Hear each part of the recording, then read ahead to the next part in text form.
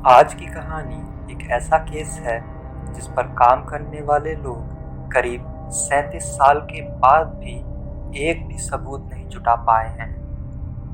पर स्टोरी सुनने से पहले अगर आपको देश विदेश में हुई अजीब व सच्ची घटनाओं पर आधारित कहानियां सुनना पसंद है तो इस चैनल को सब्सक्राइब कर दीजिए। तो ये कहानी है टोकोमा की, जो कि अमेरिका के वॉशिंगटन का एक शहर है। 36 साल का माइकल रीमर या माइक, उसकी 21 साल की गर्लफ्रेंड डेना रॉबर्टसन और दोनों की एक छोटी सी 2 साल की बेटी क्रिस्टल इस कहानी के मुख्य किरदार हैं। तो ये बात है 1985 की। माइक एक रूफर का काम करता था, या कहें लकड़ी के घरों की छत बनाता था। वह अपने काम में पूरी मेहनत और लगन के साथ हमेशा लगा रहता था। अमेरिका में सर्दियों में काफ़ी बर्फ पड़ती है, तो तब माइक का काम लगभग बंद ही रहता था। तो पेट पालने के लिए वो नेस्कॉली रिवर, जो कि उसके घर के पास ही थी, उस रिवर के आसपास ट्रैप्स या फंदे बिछाकर छोटे छोटे जानवरों को पकड़ने का काम करता था और उन जानवरों को पकड़ के वह मार्केट में बेच देता था। अब यह तो सीधी बात है कि जंगल के जानवर ऐसी जगह पर नहीं मिलेंगे जहां इंसान अक्सर आया जाया करते थे। तो माइक को जंगल में काफ़ी अंदर तक जाकर ट्रैप्स लगाने पड़ते थे। तो ऐसा वो करीब 15 सालों से कर रहा था। तो 15 सालों से उसी एक जंगल में घूम घूम के उसको उस जंगल की आदत सी हो गई थी। उसके दिमाग में जंगल का एक नक्शा सा बन गया था। वह जंगल के कोने कोने से वाकिफ था। वह जंगल करीब 130 किलोमीटर के एरिया में फैला हुआ था। लेकिन माइक को उस जंगल का इतना ज्ञान था कि कोई पूछ ले कौन सा जानवर कहाँ पे मिलता है तो उसके पास उसका जवाब ज़रूर होता था। माइक अपने काम में तो अच्छा था, पर उसका अपनी गर्लफ्रेंड के साथ कुछ अनबन सा रिश्ता था, और इसका कारण कोई और नहीं, माइक ही था। माइक एक शॉर्ट टेम्पर्ड किस्म का आदमी था। शॉर्ट टेम्पर्ड का मतलब छोटी छोटी बातों पर बहुत ज़्यादा गुस्सा करना। पर इन सब के बावजूद भी वो दोनों एक साथ थे, और इसकी वजह कोई और नहीं, उनकी बेटी क्रिस्टल थी। दोनों उससे इतना प्यार करते थे कि कोई भी फैसला लेने से पहले क्रिस्टल की खुशी को सबसे ऊपर रखते थे। उसी साल अक्टूबर में माइक ने गुस्से में बेकाबू होकर डायना पर हाथ उठा दिया था।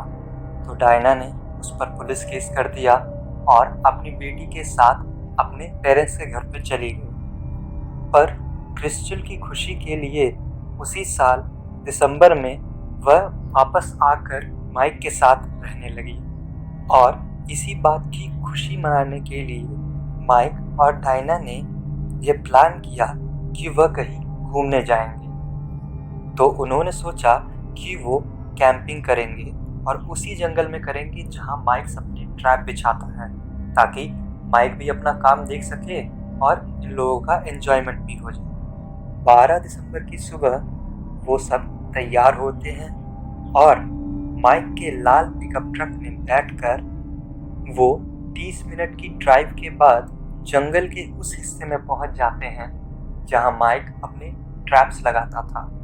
तो माइक अपना रेड पिकअप ट्रक एक कच्चे रास्ते के बगल में जहां वो अक्सर पार्क करता था वहीं पे पार्क कर देता है, और फिर वो तीनों ट्रक से उतरकर एक जगह चुनते हैं जहां पे वो अपना कैंप लगा देते हैं। उसी दिन दोपहर का समय था और करीब 30 किलोमीटर दूर से उसी जंगल के जहां माइक अपनी फैमिली के साथ कैंपिंग कर रहा था, पुलिस को एक के मार्ट के एक एम्प्लॉय का कॉल आता है कि हमारे मॉल के पास एक 2 से 2.5 साल की बच्ची मिली है जो बहुत ज़्यादा ही डरी हुई है और पूछने पर कुछ बता भी नहीं रही है। तो पुलिस वहाँ जाती है और उस बच्ची से पूछताछ करने की कोशिश करती है कि तुम्हारा नाम क्या है, तुम्हारे पेरेंट्स कौन हैं, पर वो लड़की कोई जवाब नहीं देती। फिर पुलिस वाले मॉल के आसपास के एरिया में अनाउंस भी कराते हैं, पर उस बच्ची को लेने कोई नहीं आता। तो पुलिस वाले उसे अपने साथ ले जाते हैं और न्यूज़पेपर में उस लड़की की एक फ़ोटो के साथ एक ऐड डाल देते हैं, यह कहते हुए कि मुझे जानते हो तो नीचे दिए गए नंबर पर कॉल करो। करीब 2 दिन बाद एक बूढ़ी औरत उस बच्ची को पहचान जाती है। वो बच्ची कोई और नहीं, क्रिस्टल थी, और वो बूढ़ी औरत क्रिस्टल की दादी। न्यूज़ में सिर्फ इतना लिखा था कि क्रिस्टल कहाँ मिली थी और अभी कहाँ पर है, पर इतना ही पढ़कर क्रिस्टल की दादी समझ गई थी कि कुछ तो गड़बड़ है, क्योंकि उनको यह पता था कि दुनिया में कोई भी ऐसी वजह नहीं हो सकती कि माइक और डायना अपनी बेटी को अकेला छोड़ दें। तो वह तुरंत अपना फ़ोन उठाती हैं और न्यूज़पेपर पे दिए गए नंबर पर कॉल करती हैं और कॉल करके बोलती हैं कि मैं क्रिस्टल की दादी बोल रही हूँ, वो कहाँ है, मुझे उससे बात करनी है। पुलिस वाले बोलते हैं कि आप इस पते पर चले जाइए, वहाँ पर आपको क्रिस्टल मिल जाएगी, और हम भी वहीं पहुँच रहे हैं। तो दादी पुलिस से पहले उस पते पर पहुँच जाती है और क्रिस्टल उनको देखकर ही खुश हो जाती है और वो तुरंत भागकर दादी के गले लग जाती है। क्रिस्टल को देखकर दादी भी बहुत खुश होती हैं, पर वो सोचती हैं कि माइक और डायना कहाँ हैं। तो वो क्रिस्टल से पूछती हैं कि बेटा, तुम्हारे मम्मी पापा कहाँ हैं। फिर क्रिस्टल कहती है, मॉम पेड़ों में। अब दादी को कुछ समझ नहीं आ रहा था, तो वो कई और तरीकों से पूछने की कोशिश करती हैं, पर क्रिस्टल सिर्फ 2 साल की ही थी, तो उसको सही से बोलना ही नहीं आता था। तो बस यही बात रिपीट कर रही थी कि मॉम पेड़ों में है, मॉम पेड़ों में है। इसी बीच पुलिस भी वहाँ आ जाती है, तो दादी उनसे भी पूछती हैं कि मेरा बेटा और बहू कहाँ हैं, पर पुलिस बोलती है कि हमें भी कुछ नहीं पता। 2 दिन पहले ये छोटी बच्ची हमें डरी हुई सी हालत में एक मॉल के पास मिली थी और हमें लगा कि क्या पता इसको कुछ पता हो। दादी बोलती है कि मुझे भी इन सब के बारे में आज ही न्यूज़पेपर से पता चला है, और क्रिस्टल भी कुछ बोल नहीं पाती, लेकिन आपके आने से पहले इसने बस यही बताया कि मॉम पेड़ों में है। और साथ ही दादी यह भी बताती है कि माइक सर्दियों में नस्कॉली रिवर के पास छोटे जानवरों को पकड़ने का काम करता था और कभी-कभी अपनी फैमिली के साथ वहाँ पर कैंपिंग भी करता था। तो शायद क्रिस्टल उन्हीं पेड़ों के बारे में बात कर रही हो। और फिर वो पुलिस को माइक के घर का पता देती हैं और बताती हैं कि वो एक रेड पिकअप ट्रक भी चलाता था। उसी रेड पिकअप ट्रक की मदद से ही वह जंगल में आया जाया करता था। तो पुलिस वहाँ उस पते पर जाती है, पर माइक का घर बंद था और उसका ट्रक भी नहीं था। तो पुलिस एक सर्च ऑपरेशन चालू करती है, न सिर्फ टोकोमा सिटी में बल्कि पूरे जंगल में जो नस्कॉली रिवर के आसपास था। पुलिस की कई टीम्स बनाई जाती हैं, जिसमें से कई पैदल टीमें थीं और कई हेलीकॉप्टर की मदद से पूरे जंगल में सर्च ऑपरेशन चला रही थी।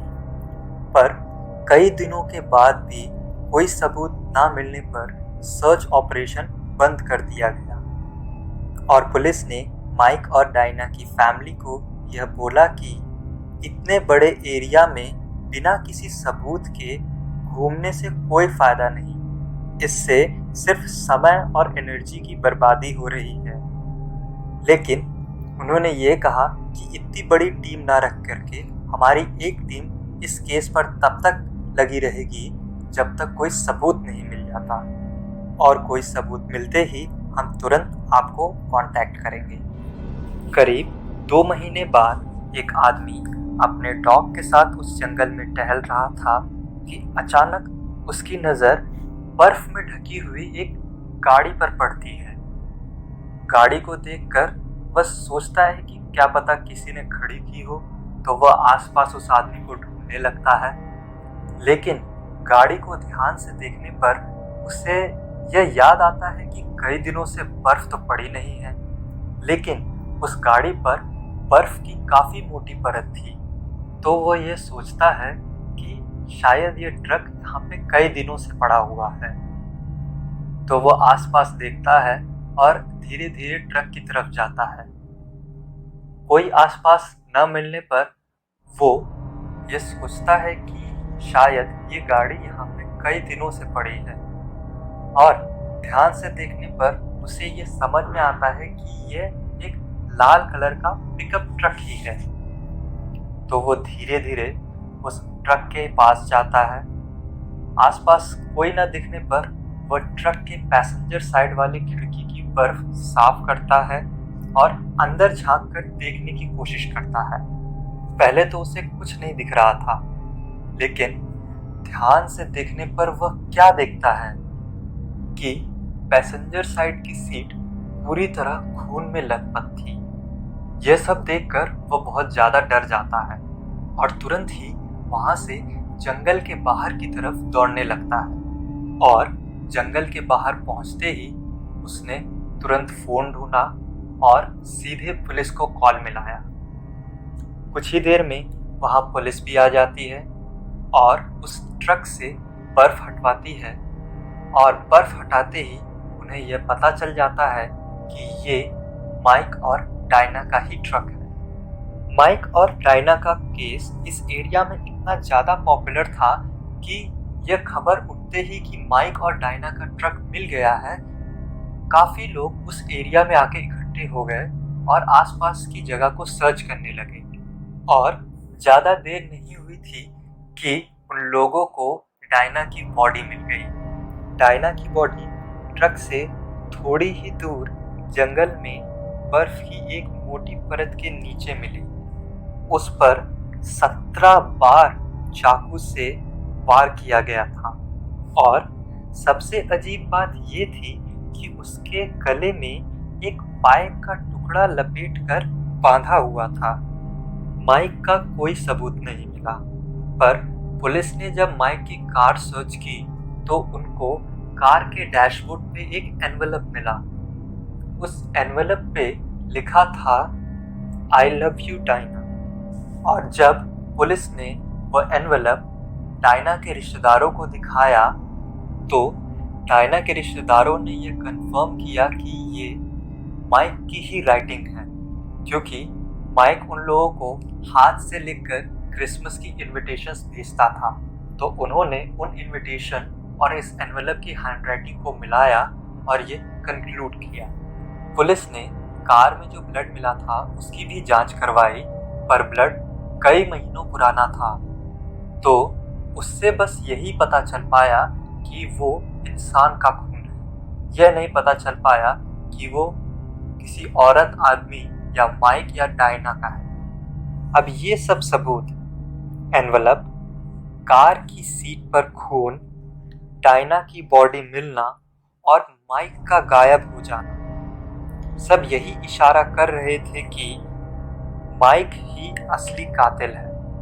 माइक, जो कि एक शॉर्ट टेम्पर्ड किस्म का आदमी था, उसने गुस्से में आकर डायना का कत्ल कर दिया और वहां से फरार हो गया। इन सब चीजों के बीच पुलिस का ध्यान एक पुराने केस पर भी पड़ा, जो कि डायना और माइक के गायब होने के 4 महीने पहले का था। तो ये तारीख थी 10 अगस्त 1985। उस दिन एक कपल 27 साल का स्टीफन हॉकिंस और उसकी गर्लफ्रेंड 42 साल की रूथ कूपर, दोनों नस्कॉली रिवर के पास कैंपिंग करने गए हुए थे। वो लोग उसी जगह पर कैंपिंग कर रहे थे जहां पर माइक अक्सर अपने ट्रैप्स लगाता था, और कैंपिंग वाली रात को ही किसी ने उन दोनों को गोली मारकर उनकी हत्या कर दी। स्टीफन की बॉडी पुलिस को टेंट में ही स्लीपिंग बैग में ही मिल गई थी, जो कि ये बता रहा था कि उसको नींद में ही मार दिया गया था। पर पुलिस वालों को रूथ की बॉडी कई महीनों बाद उनके टेंट से 1.5 से 2 किलोमीटर दूर के एक एरिया में मिली, और रूथ के गले में वैसा ही पाइप का टुकड़ा लपेटकर बांधा गया था जैसा कि डायना के गले में बंधा हुआ था।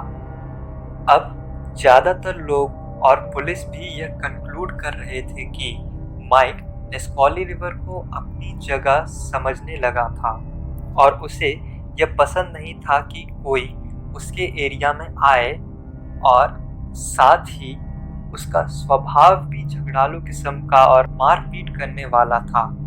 तो उसने स्टीफन और रूथ को मार दिया, और फिर डायना को भी मारकर वह उस शहर से या उस एरिया से गायब हो गई।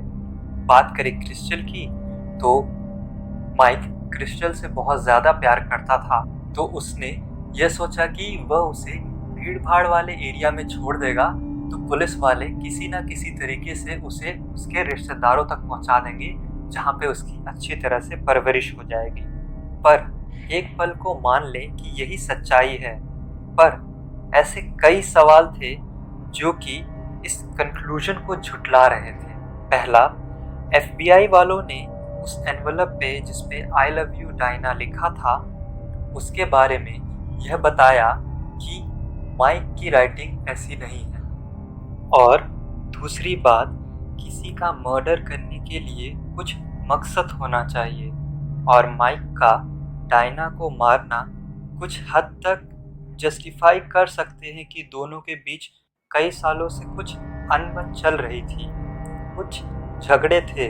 तो क्या पता शॉर्ट टेम्पर्ड माइक गुस्से में आकर उसने कुछ ऐसा कर दिया हो। पर किसी अनजान कपल को इसलिए मारना क्योंकि वह तुम्हारी ज़मीन पर आया है, और तो ये ज़मीन तुम्हारी है भी नहीं, यह तो सरकार की है, तो इसका मतलब तुम भी किसी और की ज़मीन पर हो।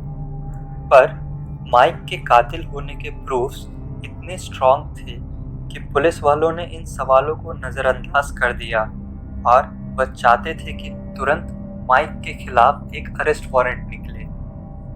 लेकिन अरेस्ट वारंट निकालने से पहले पुलिस वालों को यह प्रूफ करना था कि माइक जिंदा है, क्योंकि एक मरा हुआ इंसान किसी का खून नहीं कर सकता, और एक मरे हुए इंसान को सज़ा ही कैसे देंगे।